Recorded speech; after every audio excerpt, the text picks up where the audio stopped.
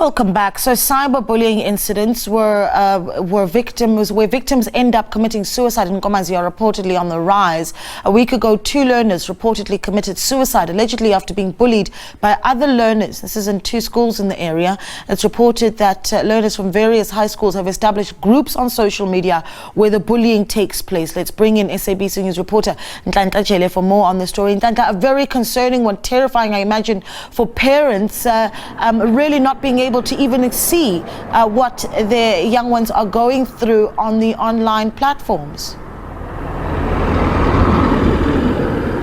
Good morning to Naledi and to our viewers at home. Indeed, rather shocking and very sad to learn that these learners create Facebook pages where they create Facebook pages under their school names, and then they invite others or add each other, and then they start cyberbullying each other. And it's also said that many of them, or a couple of them rather, have actually killed themselves or committed suicide as a result of the incidents that are happening on social media. And as you have mentioned, it's also said that the parents don't have access or can't actually see what is happening. Speaking right now, we are outside a school where one of the learners killed themselves because of such an incident. But joining me right now to speak more on this issue is Lydia Sono, who actually has a foundation where she's trying and going around in the schools here in Nkomazi just to educate the learners on the issues of cyberbullying and what it can do.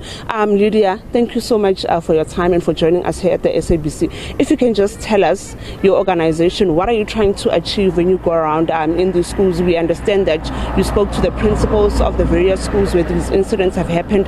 What are you trying to achieve? Yeah, my name is Lydia Sono of the Lydia Sono Foundation.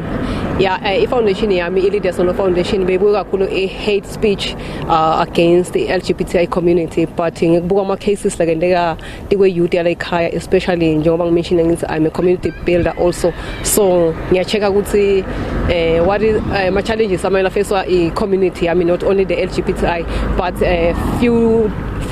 few days back, and go need to go to Facebook.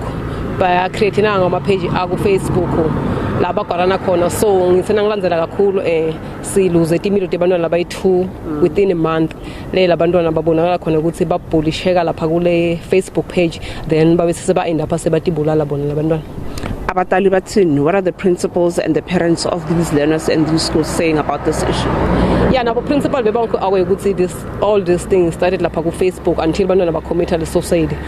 Yeah, so as an organization is born in the goods bantwana bethu manje ba face the challenge. So that is why we sincale anti-bullying campaign ukuthi to all the schools abana ama page ukuthi sizame silabantwana ba delete ama pages abo lapha ku Facebook, because they created like enjoyers high school compliments.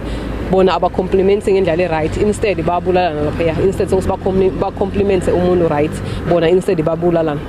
There was Lydia Sono of the Lydia Sono Foundation, who says that she created an anti-bullying campaign, and she goes around in these schools where she speaks to the principals to have the learners delete the pages that they created on Facebook. Remember, Naledi, these are the same pages where they go and bully each other. And she also mentioned the issue of the LGBTQI community, where they still use these pages and promote hate speech instead of complimenting each other. So what they would do is they would create a page and say name of the school and then say compliments. So instead of complimenting each other, what they do, they kill each other by using hate speech and bullying each other. And as she has also mentioned, that 2 learners have actually lost their lives because of such comments that are being said or posted on those Facebook pages. And later on in the day, we're going to visit one of the family members who lost their child through this incident. And I'm sure, as you have mentioned earlier, and as she has mentioned, that the principals did not know about such a page until